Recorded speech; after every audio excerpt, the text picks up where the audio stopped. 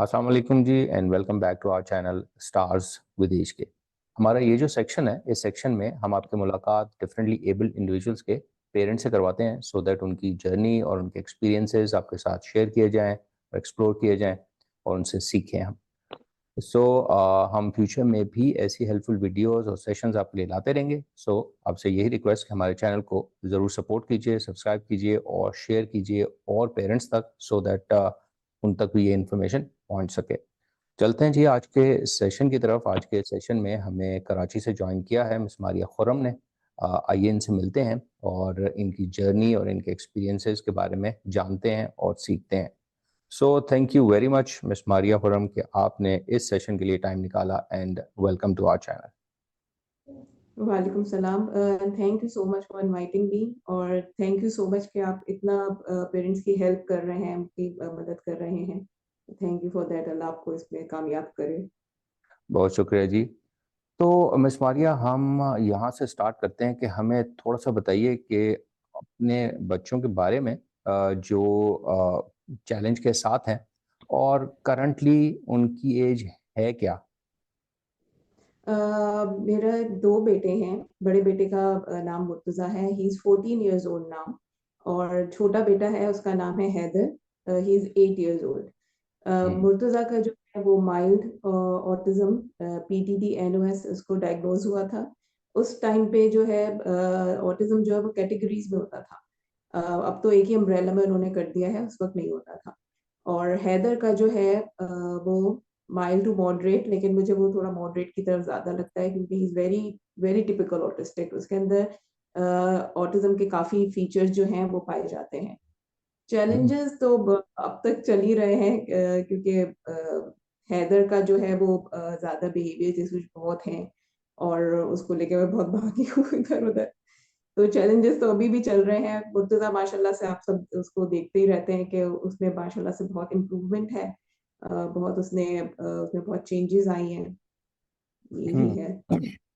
अच्छा, ये बताइए कि आपको किस एज में खासतौर पे मुर्तज़ा के बारे में आपको किस एज में पता लगा उसके चैलेंज का? और क्या आपने उसका प्रॉपर डायग्नोस जब कराया, आपने बोला कि आपने डायग्नोस, तो वो किस एज में करवाया आपने? जब मुर्तज़ा को डायग्नोज़ हुआ, फ़र्स्ट ऑफ ऑल मुझे तो ऑटिज़्म का ए भी नहीं पता था उस वक़्त, क्योंकि मुर्तज़ा की एज थी 2 जब उसमें हमने इस तरह के सिम्पटम्स देखे। देखे भी क्या, देख भी लेते तो हमें आइडिया नहीं होता क्योंकि हमें ऑटिज़्म का कुछ भी नहीं पता था। और उस वक़्त इंटरनेट जो था इतना ज़्यादा कॉमन नहीं था, इनफैक्ट स्मार्टफ़ोन भी उस वक़्त इतने ज़्यादा कॉमन नहीं थे भाई हमारे यहाँ। तो मुर्तज़ा को मुझे याद है कि मैं यहाँ डॉक्टर के पास लेके गई थी, वो किसी और काम के लिए लेके गई थी, उसके कान में कुछ हो रहा था। उन्होंने बड़ा नोट करा क्योंकि मुर्तज़ा इधर से उधर भाग रहा था। Eight that time he was 2.5 years old. तो हुँ। उन्होंने वो चीज़ छोड़ के, मैं अब उनकी शक्ल देख रही थी, वो मैं अपना बात बताई थी कि इसको ये मसले आ रहे हैं। वो बस कंटिन्यूअसली मुर्तज़ा को देख रहे थे। तो उन्होंने मुझसे कहा था कि आप जो है इसको जाके दिखाएँ, इसका कुछ है। मैंने कहा क्या? मैं फ़ौरन परेशान हो गई। मैंने कहा क्यों, क्या मसला है? कह रहा है नहीं-नहीं कोई ऐसी बात नहीं है, ये दिमाग के वायरिंग का मसला होता है। हुँ। अच्छा, मैं उस चीज़ को भूल गई। मेरे हस्बैंड को भी मैंने बताया, उन्होंने कहा नहीं ऐसे ही उन्होंने कह दिया होगा। फिर हमने कहा कि चलो उसको स्कूल में डाल देते हैं। मोंटेसरी में मैंने डाला था, यहाँ पे गुलमिनवाला के नाम से होती थी, उसके बाद वो राही हो गई थी, राही मोंटेसरी। वहाँ पे मैंने डाला, तो उनकी प्रिंसिपल ने रखा उनको। उन्होंने फिर मुझसे बात की कि मुझे इसमें उन्होंने मुझे थोड़ा एक्सप्लेन करा ऑटिज़्म के बारे में कि मुझे लगता है कि इसको ऑटिज़्म है, but I am not sure. मैं 1 महीना दूँगी इस बच्चे को, फिर मैं आपको बताऊँगी। फिर 1 महीने के बाद उन्होंने मुझे दोबारा कॉन्टैक्ट करा कि मुझे लगता है कि इसे है, तो आप प्लीज़ इसके प्रॉपर डायग्नोसिस करवाएँ। तो फिर हम लोग वहाँ से हमारी वो जर्नी स्टार्ट हुई। मैं इसको आगा खान, शहनाज़ इब्राहिम की पूरी टीम थी वहाँ पे, उनसे मैंने पूरा इसका डायग्नोज़ करवाया था, तो फिर इसका पीडीडी आया था। He was 2.5 years old at that time. हुँ। ये जो आपने साथ टेक्निकल टर्म बोली है, इसका क्या मतलब है? कि जब आपने ऑटिज़्म कराया तो उसका जी, ये आया, ये क्या बोला आपने? पर्वसिव डेवलपमेंट डिसऑर्डर। ये जो हुँ। है इसमें जो है पूरे सिम्पटम्स नहीं होते, उसके ऑटिज़्म के कुछ जो हैं उसके अंदर होते हैं। हुँ। एक्चुअली पीडी बहुत सारी चीजें आ जाती हैं, डिसऑर्डर्स काफी आ जाते हैं, लेकिन जो सबसे ज्यादा जो हाईलाइट वाला होता है वो ऑटिज्म होता है इसमें। हम्म। ओके। अच्छा ये बताइए कि जब आप इधर उधर फिर रही थी और डायग्नोसिस के लिए देख रही थी, तो डायग्नोसिस हो गया तो आपको as far as diagnosis is concern आपको तसल्ली थी, सेटिस्फेक्शन थी इन टर्म्स ऑफ के हाँ ये चीज़ मिसिंग थी, ये हमने करा ली है, मतलब तसल्ली बख्श था? बहुत से पेरेंट्स डायग्नोसिस से ही सेटिस्फाइड नहीं हो पाते, उस रेफरेंस में पूछ। हाँ नहीं, देखिए वही वाली बात कि उस वक्त इतना था ही नहीं, हमें इंटरनेट हम्म। से इतनी इन्फॉर्मेशन मिली नहीं, तो जो मिल रहा था वो हमें सही लग रहा था। लेकिन हम्म। ये कि हम्म। मुर्तजा से फिर थोड़ा बहुत जो भी हमारे पास नेट था, मैंने फिर सर्च करना शुरू करा, मेरी बहन ने बहुत मदद की इसमें, तो मुझे आइडिया हुआ कि हाँ मुर्तजा में, क्योंकि काफी जो सिम्टम्स जैसे लाइन में चीजें लगाना और अपने नाम पे रिस्पॉन्स नहीं देना, प्लस स्पीच का मुर्तजा का शुरू में इशू आ गया था।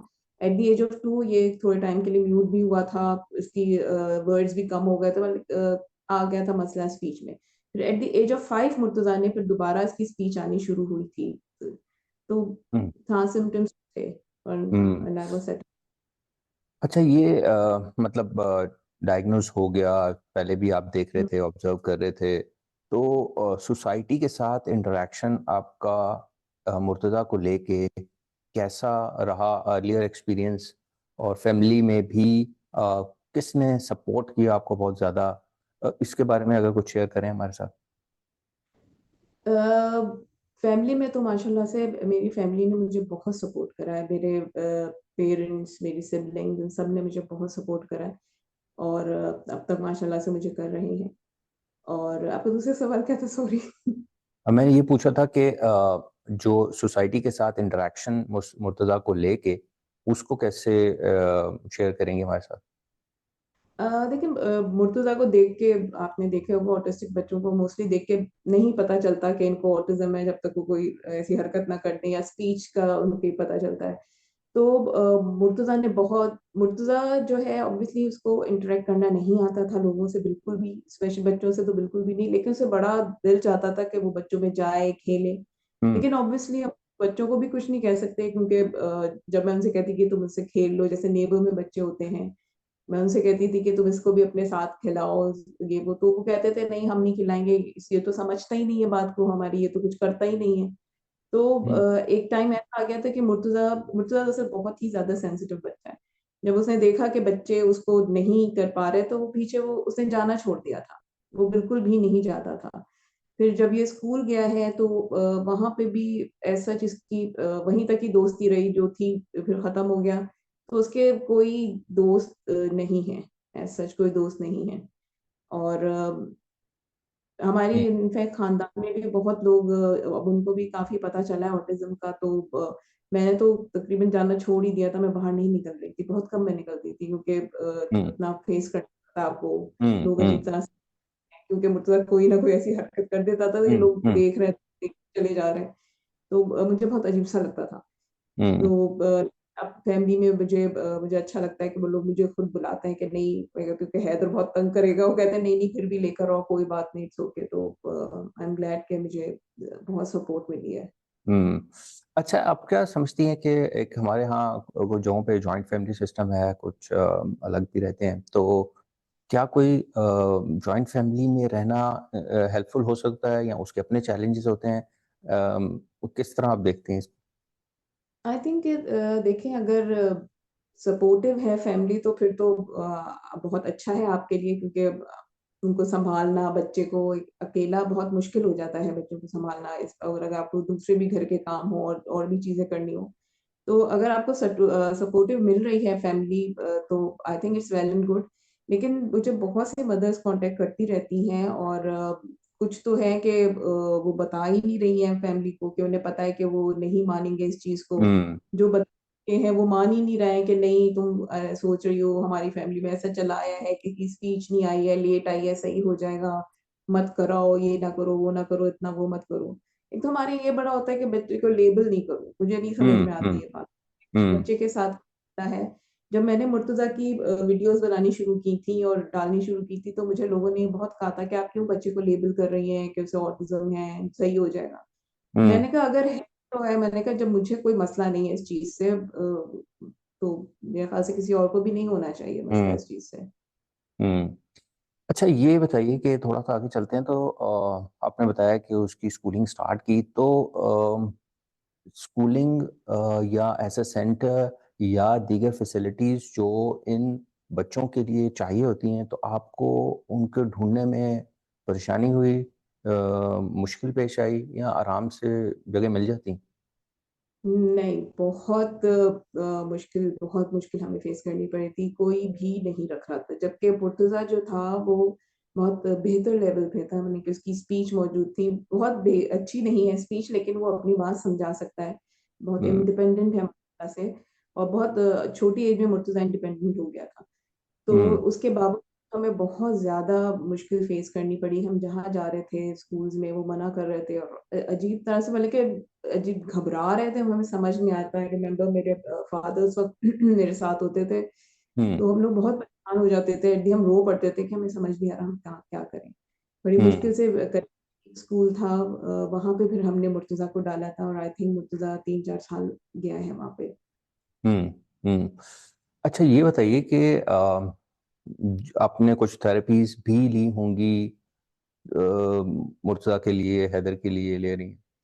तो आप क्या समझती हैं ओवरऑल, किसी को टारगेट किए बगैर हम अगर बात करना चाहें कि जो ये सेंटर्स हैं, जो प्रोफ़ेशनल्स हैं, वो कितने कोऑपरेटिव होते हैं एंड कितना पेरेंट्स को साथ लेके चलते हैं कि आईपी भी डिस्कस हो रहा है, गोल्स डिस्कस हो रहे हैं, कितने ओपन होते हैं जनरली?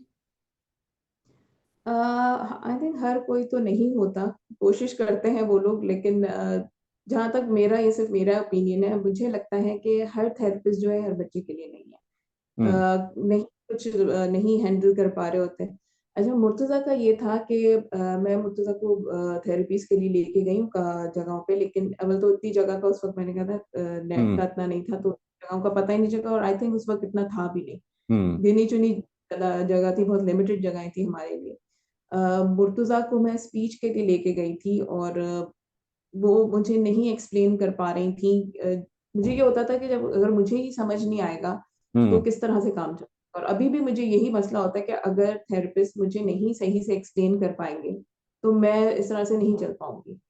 तो मुर्तज़ा को मैंने स्पीच से फिर हटा लिया, क्योंकि मुझे सही से एक्सप्लेन नहीं कर पा रही थी कि क्या करना है, और मुझे बहुत इससे फ्रस्ट्रेशन होती थी कि ये क्या है।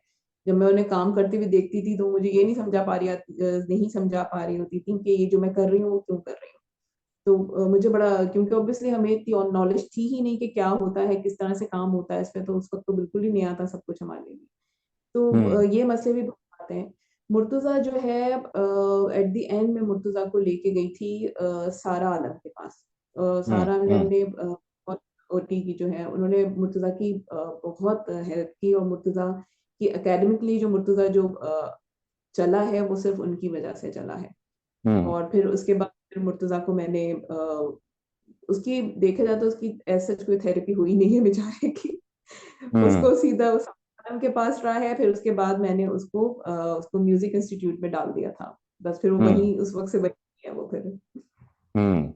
अच्छा, हम अपनी बातों में ज़्यादातर रेफ़र कर रहे हैं मुर्तज़ा को, तो आई अज़्यूम जी, कि ज़्यादा टाइम क्योंकि मुर्तज़ा के साथ स्पेंड हुआ है, तो शायद इस वजह से।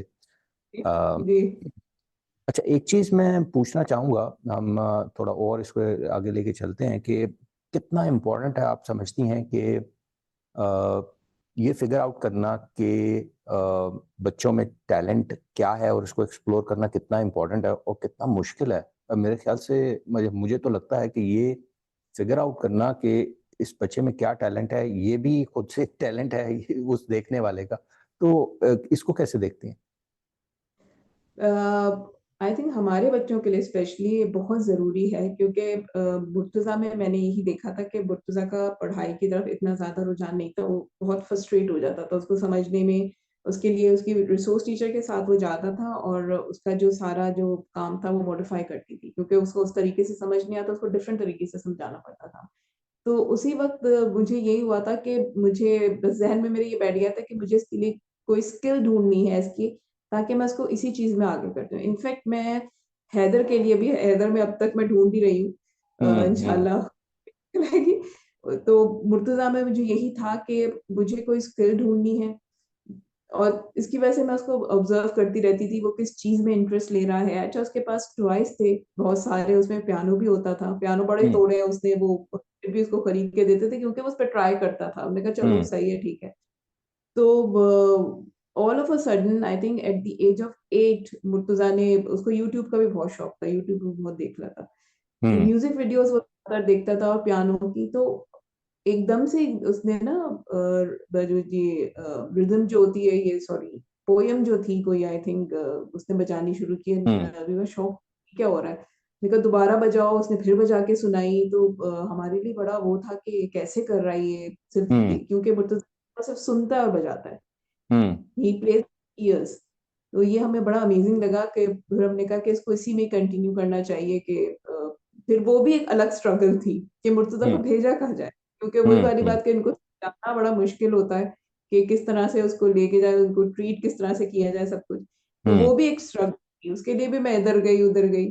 फिर मुझे याद है मैं जियाउद्दीन गई थी, हैदर को लेके मैं जियाउद्दीन गई थी उसका कराने के लिए डायग्नोज, उसका भी at I hmm think at the age of, इसका भी हो गया था डायग्नोज हैदर का भी। तो हम्म उन्होंने मुझे बताया था कि मैंने बताया था, पूछते हैं कि आपके बच्चे के सिबलिंग हैं, उनमें तो मसला नहीं है, तो मैंने बताया था मेरा बड़ा बेटा इज आल्सो ऑटिस्टिक। तो उन्होंने कहा था, और मैंने बताया कि is very much fond of music. तो हम्म उन्होंने मुझे कहा कि एक फैसल गिल होते हैं, he is a music therapist.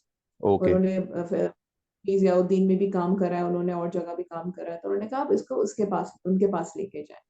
तो इस हम्म तरह से मेरी म्यूजिक वाली जो जर्नी थी फिर वहां से स्टार्ट हुई, मैं वहां पे लेके गई हूँ। प्रोफेसर ने फिर इसको सारा ट्रेन करा है, सारा करा है इसका। अच्छा, तो फैसल गिल साहब इनके ट्रेनर और वहाँ पे प्रैक्टिस करते हैं मुर्तज़ा। जी जी। अच्छा, आपने जिक्र किया कि यूट्यूब का काफ़ी शौक है, और खैर मैंने तो आपके यूट्यूब चैनल मुर्तज़ा का देखा है और सुना भी है, और मैं पूछना चाहूँगा फिर भी व्यूअर्स के लिए कि उसका नाम क्या है, ताकि अगर और लोग भी देखना चाहें तो वो देख सकें। अच्छा, पहले जो मैंने यूट्यूब खोला तो बिल्कुल उसमें सिर्फ म्यूजिक का था, क्योंकि मुर्तजा को पूरा इंटरेस्ट ही वही था। फिर मैंने कहा कि थोड़ा इसमें और नॉलेज डाली जाए, वही अवेयरनेस के लिए मैंने फिर हैदर को भी इसमें इंक्लूड करा। तो मैंने नाम चेंज कर दिया, अब वो है ट्रूली ऑटसम ब्रदर्स। ट्रूली हम्म का जो मैं शुरू में टू लगाया फॉर बोथ ब्रदर्स, और ऑटसम जो है वो ऑटिज्म और ऑसम का मिक्सचर था। तो ये हम्म मैंने नाम रखा इन दोनों के लिए। तो उसमें मैं हैदर की भी वीडियोस डालती हूँ, अब उसकी जो थेरेपी होती है या अलग से कुछ हो रहा होता है तो मैं उसका डालती हूँ, प्लस मुर्तजा का भी अब सब होता है उसमें, म्यूजिक भी, एवरीथिंग जो वो कर रहे होते हैं या जो भी है, तो ताकि अवेयरनेस भी हो और चीजें भी उसमें सब इंक्लूड हो जाए एक साथ ही। हम्म। और मैंने देखा है मुख्तलिफ जगहों पे जहाँ पे प्रैक्टिस करा है, वहाँ पे जहाँ पे परफॉर्म करा है, वहाँ पे इवन हर जगह आपने हम्म। उसको कोई जगह छोड़ी नहीं है, गाड़ी में भी रिकॉर्ड करके वो भी डाले हुए हैं। तो अच्छा है वो काफी लोगों के लिए भी एकदम से देखेंगे। ही ना, मुर्तजा का पहले सिंगिंग का नहीं था, क्योंकि मुर्तजा को स्पीच का मसला है, बहुत से वर्ड्स मुर्तजा नहीं बोल पाता अभी भी, उसको थोड़ा हम्म मसला होता है, बहुत फ्रस्ट्रेट हो जाता है, अगर उससे ज्यादा आप सवाल करें तो वो नहीं जवाब दे पाता। हम्म तो हमें नहीं लगता था कि मुर्तजा कभी सिंगिंग करेगा, लेकिन उसमें भी यही हुआ कि all of a sudden Murtaza ने गाना शुरू कर दिया। और अमेजिंग बात ये थी कि जो वर्ड वो वैसे नहीं बोल पाता, लेकिन वो सिंगिंग में सारे वर्ड्स बोल लेता है। और हम्म वो पंजाबी में भी गाना गा रहा है, वो कभी स्पेनिश भी सुन रहा है, वो उसके भी वर्डिंग्स उसको आ जाते हैं, लेकिन इस तरह से वो पता नहीं उसने कैसे करा है। हम्म तो चलो इसको भी लेके चलते हैं आगे, अगर इसमें भी ये अच्छा है तो, क्योंकि ही सिंग्स वेरी वेल। अच्छा, ये मतलब कि जिस तरह आपने ये देखा कि पढ़ाई में, एकेडमिक्स में उतना वो स्ट्रगल कर रहा है, तो और टैलेंट उसका एक्सप्लोर किया, और वो हम शायद पेरेंट्स के, आप समझते हैं कि फंस जाते हैं एकेडमिक्स में ही, और ऑब्वियसली सब पेरेंट्स की नेचुरली प्रेफरेंस तो यही होती, लेकिन इफ समवन इज नॉट इस तरह स्ट्रगल कर रहा है फॉर एग्जांपल, तो हमें एक्सप्लोर करना चाहिए और चीज़ों को उसी में ही। आप क्या समझती हैं, इसको कैसे देखती हैं एज अ पेरेंट? मेरे देखिए जितनी भी पेरेंट्स से बात हुई है, मैंने यही देखा है कि पेरेंट्स जो है ज्यादातर फोर्स कर रहे होते हैं कि बच्चा किसी तरह से पढ़ ले लिख ले। लेकिन मेरा कभी भी ये जो था वो एम रहा ही नहीं था, स्पेशली जब मुझे पता चला कि बच्चे में मसले हैं। तो मुझे यही था कि बच्चा जो भी मुझे स्किल शो करेगा मैंने उसको उसमें ही आगे करता है। और मैं अभी भी पेरेंट्स जब मुझसे बात करते हैं तो मैं उनसे यही कहती हूँ कि आप कोशिश करें, एक्सप्लोर करने की कोशिश करें, बच्चों को डिफरेंट चीज़ें प्रोवाइड करें, ताकि आपको आइडिया हो। बच्चा कुकिंग में अच्छा हो सकता है, बच्चा और भी बहुत सी चीज़ों में, और बहुत से बच्चे ऐसे भी हैं जो पढ़ाई में भी अच्छे होते हैं, यानी कि ज़रूरी नहीं है कि वो पढ़ाई में बुरे हों, पढ़ाई हुँ, में भी अच्छे हो सकते हैं। हुँ, मुर्तज़ा का उसका फ़ोकस इतना नहीं होता, बट मुर्तज़ा की मैथ्स अच्छी है, वो कर सकता है लेकिन वो हुँ, करना नहीं चाहता, तो इसलिए हुँ, भी मैंने उसको छोड़ दिया। तो आई थिंक स्किल स्पेशली हमारे बच्चों के लिए बहुत ज़रूरी है ताकि वो आगे जाके कुछ कर सकें, क्योंकि पढ़ाई भी हर किसी के बस की बात नहीं होती। तो आई थिंक हुँ, स्किल जो है बहुत ज़रूरी है और उस पे फ़ोकस ज़रूर होना चाहिए। हुँ। अच्छा ये बताइए कि क्योंकि मैंने देखा है कि बहुत से पेरेंट्स स्ट्रगल कर रहे होते हैं रेफरेंस टू जो एक्सपेंसेस अफोर्ड करना थेरेपीज़ को, उनकी दीगर एक्टिविटीज़ को आसान नहीं होता। तो आप क्या समझती हैं कि ये सेंटर्स और प्रोफेशनल्स अम, उन्होंने चार्ज तो करना है, क्या लेकिन हमारी पेइंग कैपेसिटी भी असल में प्रॉब्लम है। तो क्या हमारे लिए वो चार्जेज़ बहुत ज़्यादा होते हैं ज़्यादातर पेरेंट्स के लिए? क्या कहते हैं आप? जी, बहुत ज़्यादा स्पेशली जो मिडल क्लास हैं, उनके लिए बहुत मुश्किल है। बहुत से मैंने पेरेंट्स ऐसे देखे हैं, जो नहीं अफ़ोर्ड कर पाते हैं, वो घर में ही कुछ ना कुछ खुद ही कुछ कर लेते हैं। यूट्यूब उनको मैं फिर कहती हूँ कि आप यूट्यूब चैनल्स बहुत हैं अब अवेलेबल, बहुत कुछ है यूट्यूब पे, आप उससे देख के सीख लें। स्पीच हो गई, ओटी हो गई, जो भी है सारे बिहेवियर के। क्योंकि मैं बहुत अच्छे से समझ सकती हूँ क्योंकि मैं इस चीज़ से गुज़र रही हूँ इनफैक्ट।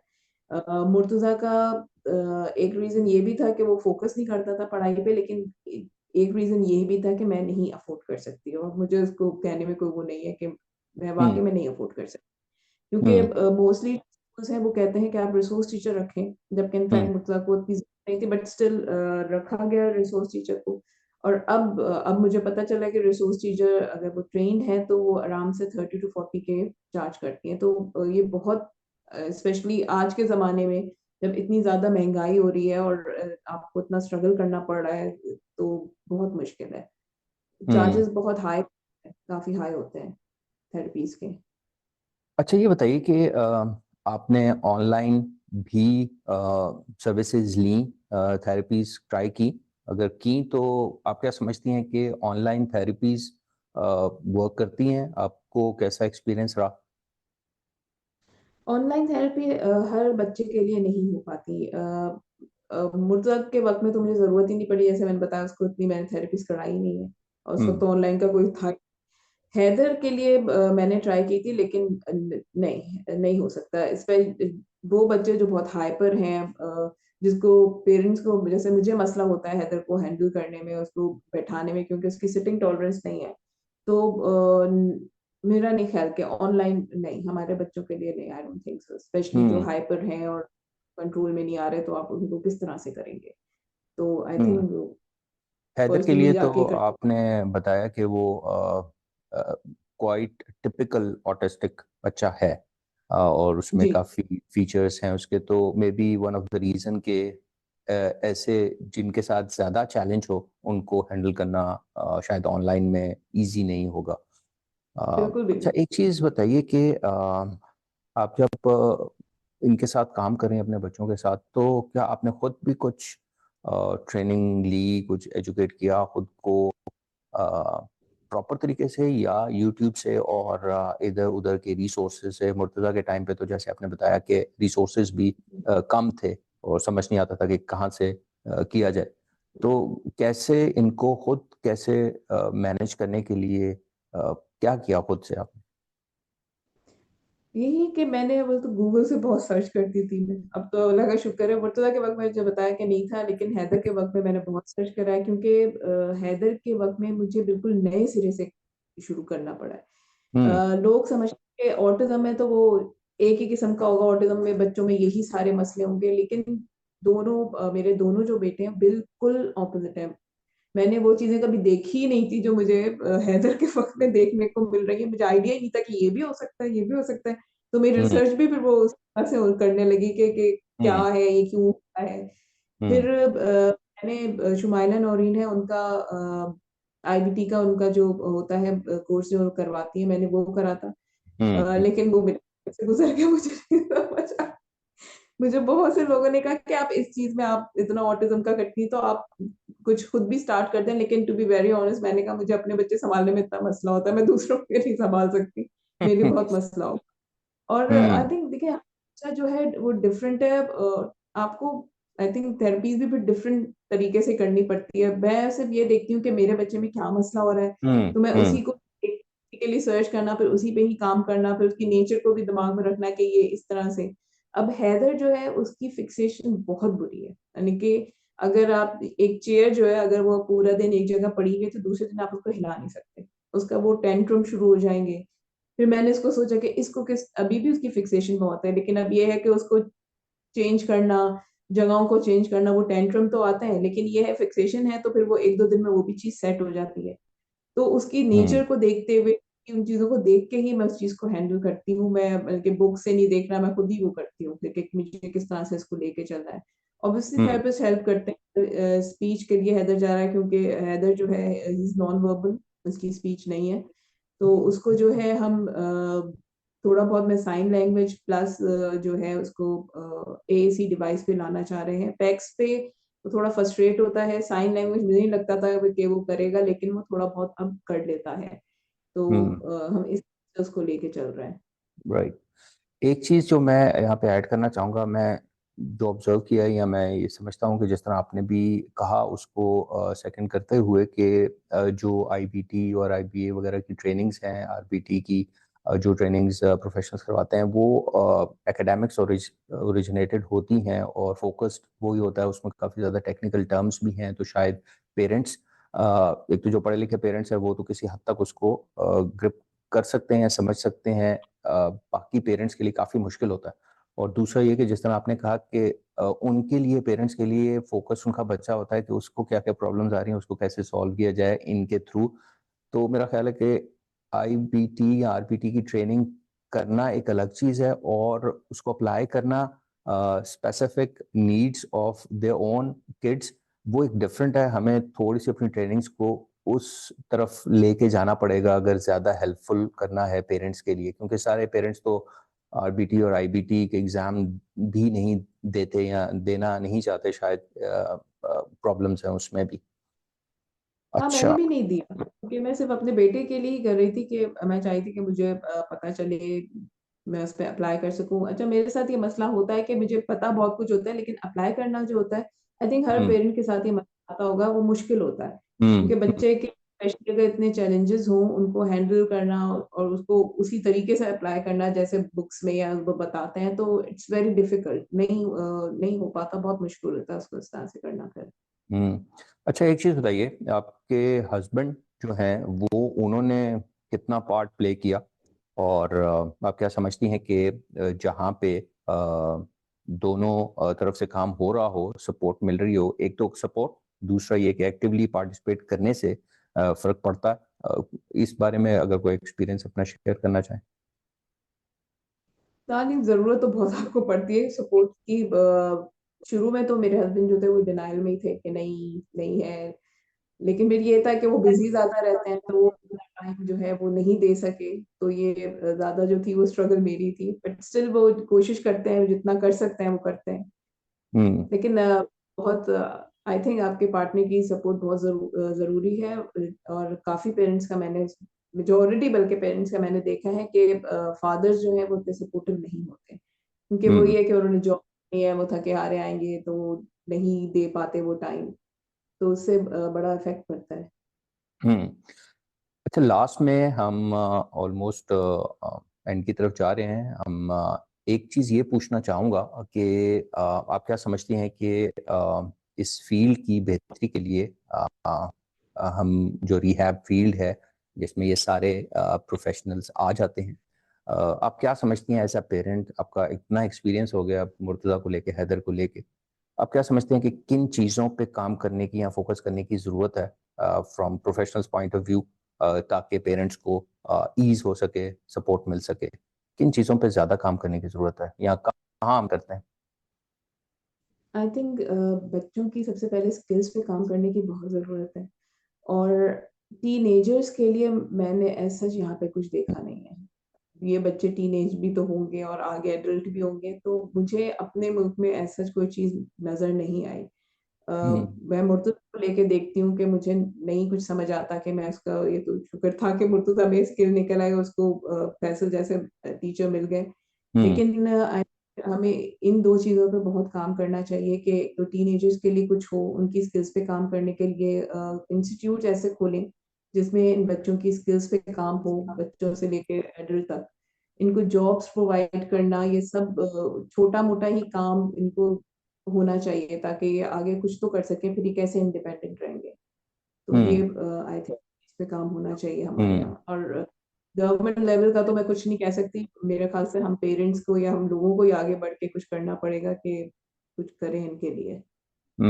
ये वाकई राइटली पॉइंटेड आउट के उस एज, एक खास एज तक तो किसी हद तक सर्विसेज अवेलेबल हैं, लेकिन जी, उसके बिल्कुल। बाद वाकई बहुत ही लिमिटेड अपॉर्चुनिटीज हैं और शायद नादर ही आपको कहीं मिलती हैं। ओके जी, लास्ट बिल्कुल। में, बिल्कुल लास्ट में हम आपसे एक और चीज़ पूछना चाहेंगे, वो ये कि आप पेरेंट्स को कुछ मैसेज देना चाहें, या पेरेंट्स के लिए कोई ऐसा पैगाम आपका हो तो प्लीज़। पेरेंट्स को जो मैं हर पेरेंट्स से यही कहती हूँ कि देखिए सिर्फ पढ़ाई-लिखाई ही नहीं है और बहुत कुछ है। आप बच्चे को आप ऑब्ज़र्व करें, कुछ ना कुछ कहीं न कहीं बच्चा आपको ज़रूर कोई इंटरेस्ट शो करेगा। आप उसी को ही लेके आगे चलें ताकि बच्चा इंडिपेंडेंट हो सके। जो नए-नए डायग्नोसिस मिलते हैं, वो बहुत परेशान हो जाती है मदर, उनकी मुझे बहुत, क्योंकि मुर्तज़ा का मैं बहुत शेयर करती रहती हूँ, तो मुझे वो लोग बहुत मैसेजेस करती हैं। तो मैं उनको ये समझाती हूँ, देखिए जितना आपने रोना है, आपने रो लें एक दफ़ा, लेकिन आपने डिनायल में नहीं रहना है, क्योंकि अगर हम्म। आप डिनायल में आप नहीं काम कर सकती। आपने इस रियलिटी को एक्सेप्ट करना है और फिर आपने उस बच्चे को उसके तरीके से लेके चलना है। बस मैं यही कह सकती हूँ। राइट। बिल्कुल जी, ये सबसे बहुत इम्पोर्टेंट है कि इनिशियल स्टेज पे उसको एक्सेप्ट करना। जी, जब आप एक्सेप्ट बिल्कुल, करेंगे, काम और प्लानिंग उसके बाद ही स्टार्ट होगी। जब तक आप एक्सेप्ट ही नहीं करेंगे, बिल्कुल। तो आप खुद नहीं एक्सेप्ट कर रहे, तो माशरे से या सोसाइटी से आप क्या कह सकेंगे। So thank you very much जी, मिस मारिया, आपका बहुत शुक्रिया कि आपने टाइम निकाला। आई होप कि ये इन्फॉर्मेशन जो आपसे मुर्तज़ा के बारे में, हैदर के बारे में आपके एक्सपीरियंसेस हमारे साथ शेयर हुए, ये आई होप कि दूसरे पेरेंट्स के लिए बहुत हेल्पफुल होंगे। So thank you very much once again. Thank you so much, आपने मुझे बुलाया, ये अपॉर्च्युनिटी दी। Thank you so much. Right जी। और इसी के साथ जी हम आप सबसे भी इजाज़त चाहेंगे। इंशाल्लाह नेक्स्ट सेशन में एक और पेरेंट के साथ आपकी मुलाकात करवाएंगे। तब तक के लिए इजाज़त दीजिए। अल्लाह हाफ़िज़।